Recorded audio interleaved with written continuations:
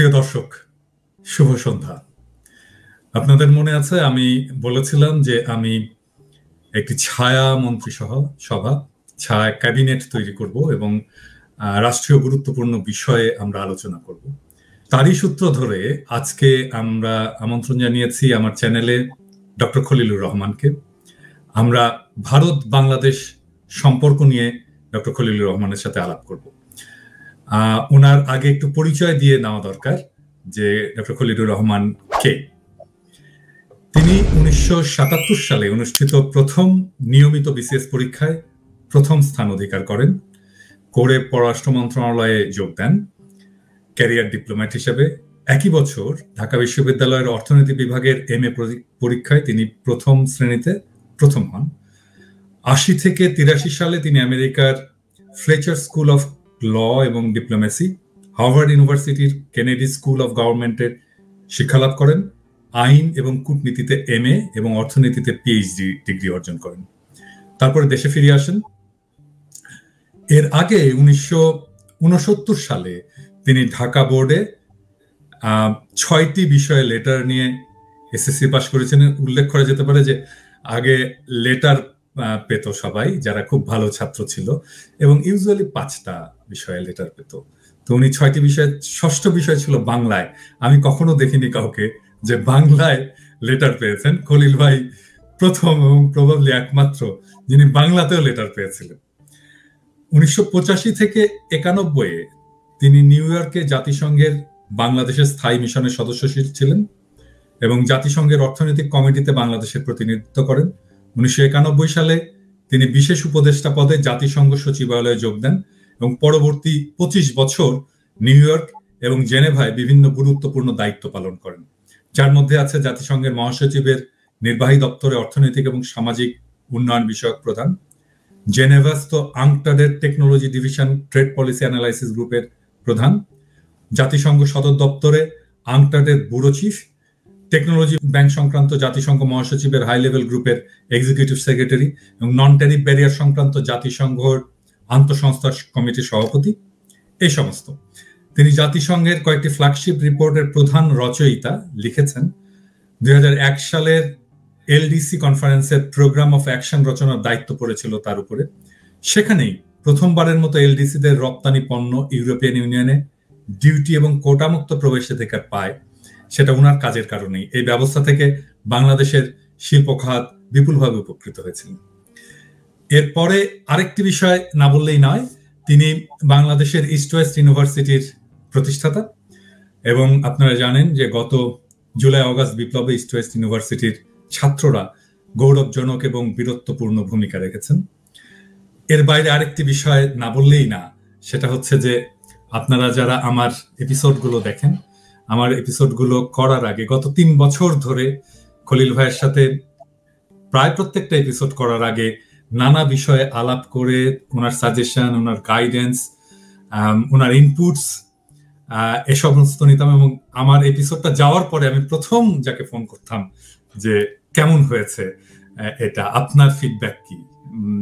অধিকাংশ ক্ষেত্রেই উনি ভালো বলেছেন, বাট উনি ক্রিটিক করেছেন, সমালোচনা করেছেন, কোথাও বলেছেন যে এটা এভাবে না বললে। শুধু আমার ইউটিউবের ভিডিও না, আমার ফেসবুকের অ্যাক্টিভিটিসেও উনি অনেক জায়গায় মতামত দিয়েছেন, ক্রিটিক করেছেন, যেন আমরা এই অ্যাক্টিভিজমটাকে রাইট ডিরেকশনে নিয়ে যেতে পারি। তো অনেকেই বলেন আর কি যে আমার ভিডিওগুলো একটা বিধ্বংসী ভূমিকা ছিল। তো আমি যদি অর্জুন হয়ে থাকি তাহলে আমার পিছনের শ্রীকৃষ্ণ খলিল ভাই। খলিল ভাই, আপনাকে স্বাগতম আমার চ্যানেলে। আমরা খুবই আনন্দিত যে আজকে আপনি এসেছেন এবং আজকে আপনার কাছ থেকে আমরা শুনবো ভারত বাংলাদেশ কূটনৈতিক সম্পর্কের বিষয়। এবং আমার প্রথম প্রশ্ন যে হাসিনার শাসন আমলে ভারত বাংলাদেশ সম্পর্ককে আপনি কিভাবে মূল্যায়ন করেন? আপনাকে অজস্র ধন্যবাদ আমাকে আমন্ত্রণ জানানোর জন্য। আপনি আমার সম্পর্কে যা বললেন আমি অভিভূত বোধ করছি। এর জন্য আমি তৈরি ছিলাম না। অর্জুনের জায়গায় আমি নাই, তবে শ্রীকৃষ্ণের জায়গায় আমি নাই, অর্জুনের জায়গায় আপনি 100 ভাগ। তো যেটুকু আমি বলবো যে গত 3 বছর ধরে আপনার এই ফ্যাসিবাদ বিরোধী আন্দোলনের জন্য আপনি যা কিছু করেছেন এবং বাংলাদেশের স্বাধীনতা এবং সার্বভৌমত্ব পুনরুদ্ধারে আপনার যে বিশাল ভূমিকা, তার নিত্যদিনের সাক্ষী কিন্তু আমি দেখেছি অনেক সময় আপনি আমাকে ফোন করেছেন, তখন প্যারিসে 4টা বাজে রাতে, আপনি ঘুমান নাই, হ্যাঁ, কাজ করে গেছেন, পরের দিন কিন্তু সারাদিন কাজ। আর আপনার কাজ তো আমি জানি, এটা একটা অত্যন্ত গুরুত্বপূর্ণ কাজ করেন আপনি লরিয়াল কোম্পানিতে। অনেকেই বুঝবে না এই কাজের গুরুত্ব, বাট আই নো।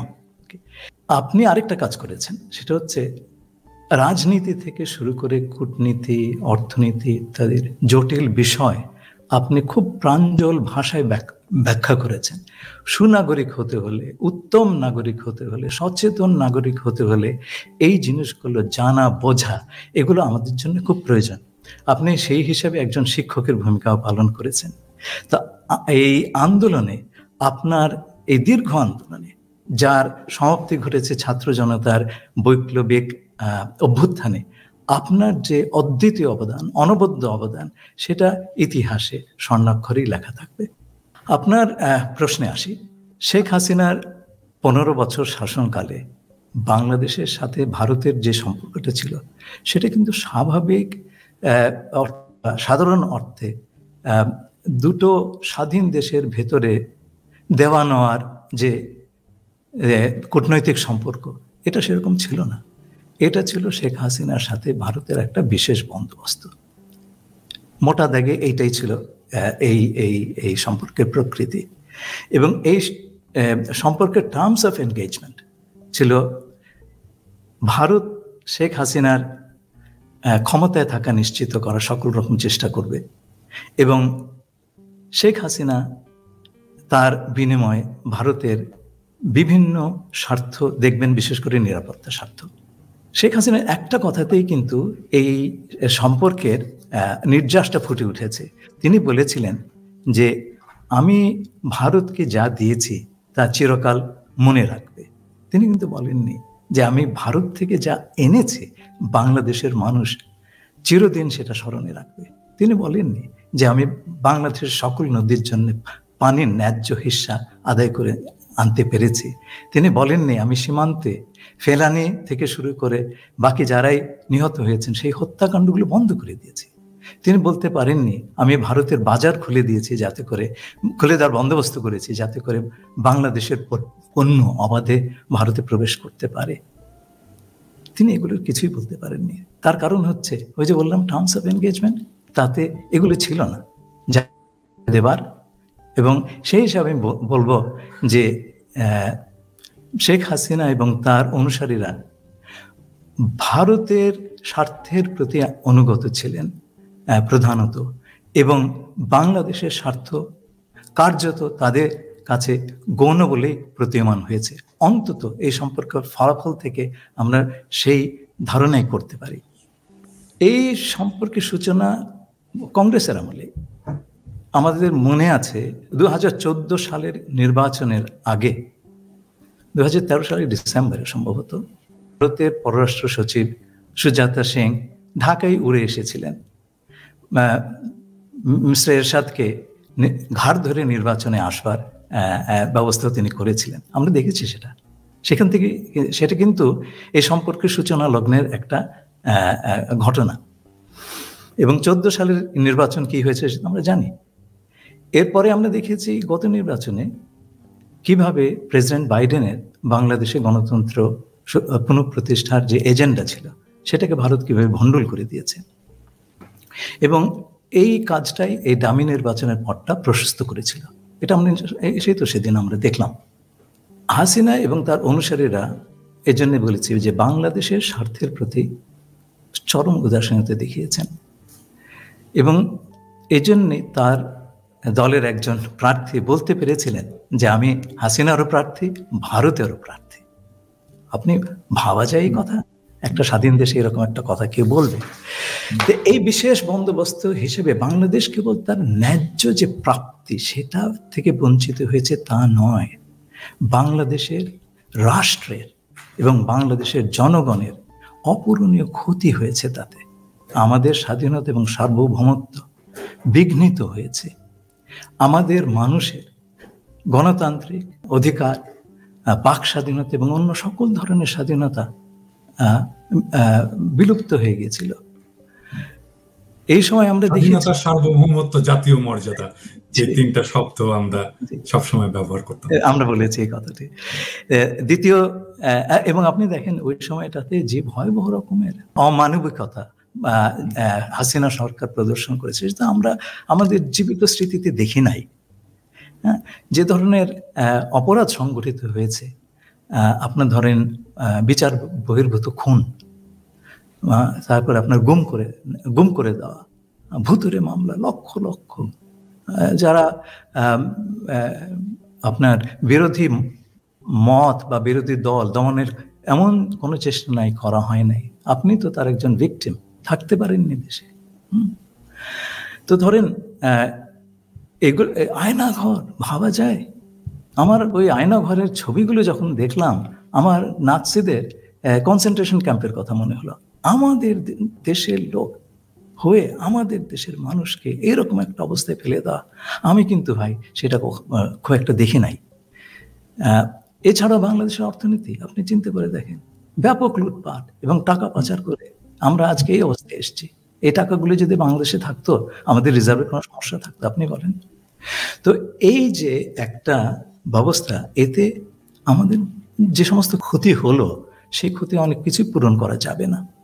কিন্তু আয়রনিটা হচ্ছে, সুপ্রিম আয়রনি, এই এত সব আটঘাট বেঁধেও হাসিনা কিন্তু ক্ষমতায় থাকতে পারলেন না। তাকে অনেকটা চোরের মতো দেশ ত্যাগ করতে হলো, তার সমর্থকদের দলকে ভয় ভয় একটা বিপদে ফেলে দিয়ে। এই ধরনের কাপুরুষতা আমরা এরশাদের কাছেও দেখি নাই। না, এরশাদ অনেক সাহসী ছিল। হ্যাঁ, সাহসী। এরশাদকে বলা হয়েছিল যে আপনি চলে যান, এরশাদকে কিন্তু এই প্রস্তাবটা দেওয়া হয়েছিল যে আপনি চলে যান, এরশাদ কিন্তু রাজি হয়নি। জি। তো দেখেন, আর অন্যদিকে ভারতও তো রাখতে পারলো না এই ব্যবস্থাটা। বাংলাদেশের ছাত্র জনতার শক্তির সামনে টিকতে পারলো না। এটা কিন্তু একটা ইম্পর্টেন্ট জিনিস। এবং ভারত সংক্রান্ত বিভিন্ন রকমের ভয় টয় ছিল মানুষের ক্ষেত্রে, সবগুলো কেটে গেল। তো আমার মনে হয় যে এটা ভারতের পররাষ্ট্রনীতি এবং বাংলাদেশ নীতির জন্য বড় রকমের একটা ধাক্কা। এটা ঠিক যে এটা তো ধাক্কা, অবশ্যই ধাক্কা। তো এখন ভবিষ্যতে এরপরে আমাদের পররাষ্ট্রনীতি বা ভারত নীতি কিভাবে নতুন ভাবে বিন্যাস হবে, আপনার কি মত? ভারত কি করবে সেটা সম্পর্কে কিছু আন্দাজ করতে পারি। আমি আমার দীর্ঘ কর্মজীবনে বিভিন্ন ভারতীয় ডিপ্লোম্যাট, বেশ অনেক নামি দামি ডিপ্লোম্যাটের সঙ্গে সান্নিধ্যে এসেছি, তাদের সঙ্গে কাজ করেছি। আমার ধারণা ভারতে বিজ্ঞ অভিজ্ঞ ব্যক্তিবর্গ আছেন নীতি নির্ধারণ মহলে, তারা নিশ্চয়ই অনুধাবন করছেন যে বাংলাদেশে একটা ব্যাপক পরিবর্তন হয়ে গেছে এবং ওই পরিবর্তন, এইটা আগের অবস্থায় ফেরত যাবে না। There be no business as usual. কিন্তু এই জিনিসটা তাৎক্ষণিকভাবে মেনে নেওয়াটা কিছু অসুবিধা আছে। কিন্তু অন্যদিকে মেনে না নিলে পরে একটা দীর্ঘমেয়াদে টেকসই প্রতিবেশী সুলভ সম্পর্ক তৈরি করার কাজটাও দীর্ঘতর হবে, দুষ্কর হবে, অন্যান্যরাও এর ভেতরে ঢুকে যাবে, কাজটা কষ্টকর হবে ভারতের জন্য। যেটা বললাম, ভারতের হাসিনার এই পতন ভারতের জন্য একটা নীতি বিপর্যয়। আমরা কংগ্রেসের আগে এটা শুরু হয়েছিল, কিন্তু এটা শেষটা হলো মিস্টার মোদির আমলে। যে কোনো সরকারের জন্য এই ধরনের একটা বিপর্যয় মেনে নেওয়া কঠিন, দেশের জনগণের জন্য মেনে নেওয়া কঠিন। এবং একটা জিনিস খেয়াল করবেন, মিস্টার মোদি কিন্তু এখন নিরঙ্কুশ ক্ষমতার অধিকারী না, তিনি একজন কোয়ালিশন সরকারের প্রধান। ভারতের কোয়ালিশন সরকারগুলোর আগে কি পরিণত হয়েছে আমরা তো জানতাম। তো এই জিনিসটা মেনে নেওয়া, বাংলাদেশের পরিবর্তন মেনে নেওয়া, বাংলাদেশের এই নীতি বিপর্যয় ভারতের, এটা মেনে নেওয়া তার জন্য রাজনৈতিকভাবে খুব সুখপ্রদ নাও হতে পারে। এর জন্য আমার ধারণা ভারতের এক ধরনের পরিকল্পিত অস্বীকৃতি বা ক্যালকুলেটেড ডিনায়াল সেটা চলছে। এটা শুরুটা কিন্তু আমরা আন্দোলনের সময় থেকেই দেখতে পেয়েছিলাম। আপনার খেয়াল আছে যে বাংলাদেশে নিযুক্ত ভারতের শীর্ষ ডিপ্লোম্যাটরা, সাবেক শীর্ষ ডিপ্লোম্যাটরা, অনেক অনলাইন অফলাইন কমেন্টেটররা যখন এই আন্দোলন একটা অপ্রতিরোধ ক্যারেক্টার বা চরিত্র ধারণ করল, তখন তারা সবাই সমস্বরে বলে উঠলেন এইটা সব মৌলবাদীদের কাজ, বাংলাদেশ জঙ্গিদের হাতে পড়ে যাচ্ছে এবং এটা আফগানিস্তান হবে ইত্যাদি ইত্যাদি। এগুলো হচ্ছে ক্যালকুলেটেড ডিনায়াল। এই জিনিসটা এখনো রাহুল গান্ধী এখনো বলেছে উগ্রপন্থার উত্থান হচ্ছে আমেরিকায়, যে আমেরিকায়। তো এটা আমরাও শুনলাম, শুনে দুঃখও পেলাম। তবে এটা মানে ব্যাপারটা অবাক হওয়ার কিছু নাই, তাদের এক ধরনের ফোবিয়া আছে, তো এটা তো আমাদের বুঝতে হবে। আর তাদের ফোবিয়াটা কি, তাদের ভয়টা কি বাংলাদেশকে নিয়ে? না, তাদের ভয়ের ব্যাপার তো না, এটা স্বার্থের ব্যাপার। আমি আসবো সেই জায়গাটাতে, স্বার্থের ব্যাপার।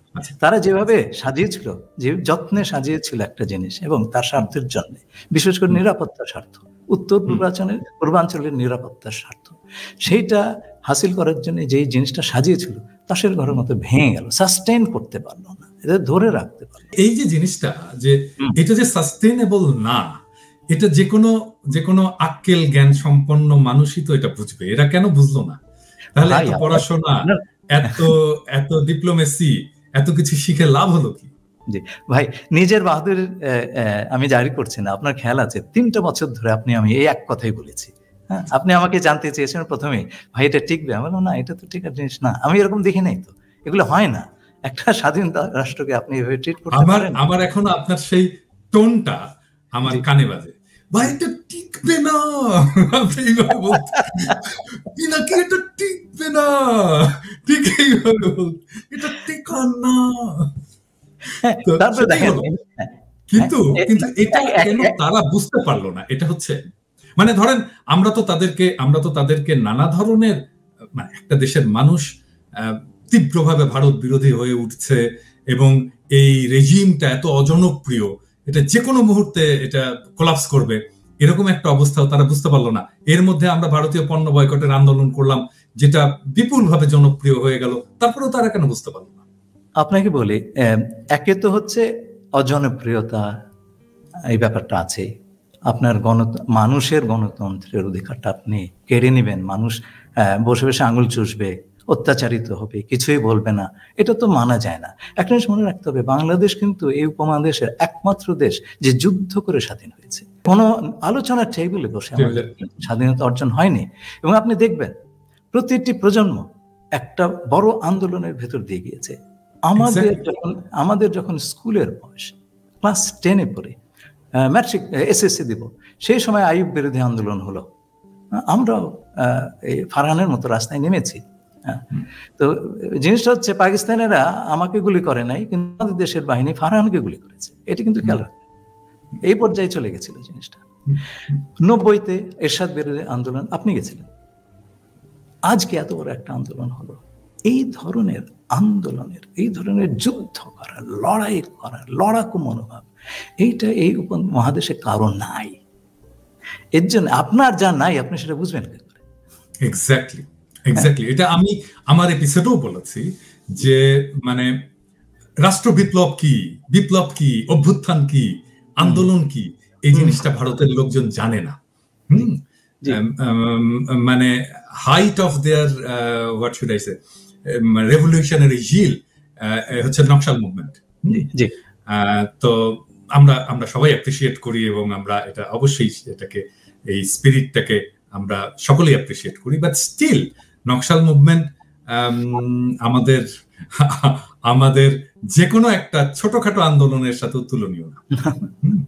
তো আপনি যে কথা বললেন যে ভারত এই কাজটা করলো কেন, এটা একটা ইতিহাস আছে। এই ইতিহাস আমরা আমাদের কার্যকালের সময় জেনেছি। আমার 2জন মেন্টর ছিলেন ফরেন অফিসে, হুমায়ুন রশিদ চৌধুরী সাহেব, আমি ওনার প্রাইভেট সেক্রেটারি ছিলাম উনি যখন ফরেন মিনিস্টার ছিলেন, এবং ব্যারিস্টার AK-H মোর্শেদ, বাংলাদেশের পররাষ্ট্র মন্ত্রণালয় এর চাইতে বড় পণ্ডিত ব্যক্তি কখনো আসেন নাই। উনি যে এসছেন, আমি অবাক হয়েছি, এই ধরনের অফিসার আমাদের ছিলেন। তো তাদের কাছ থেকে আমি ভারতের ব্যাপারে অনেক কিছুই শুনেছি। আপনাকে একটা জিনিস বলি, 1962 সালে চীন ভারত আক্রমণ করে, এবং সেই আক্রমণের সময় এক পর্যায়ে চীনা সৈন্য আসামে ঢুকে যায়।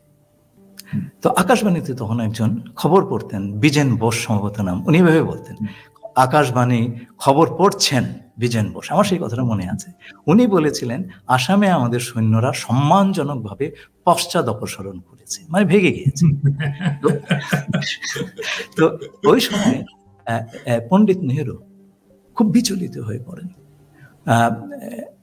নয়াদিল্লিতে আমেরিকান অ্যাম্বাসেডর ছিলেন বিখ্যাত অর্থনীতিবিদ, হার্ভার্ডের প্রফেসর জন কেনেথ গলব্রেথ, আমরা ওনার বই পড়েছি।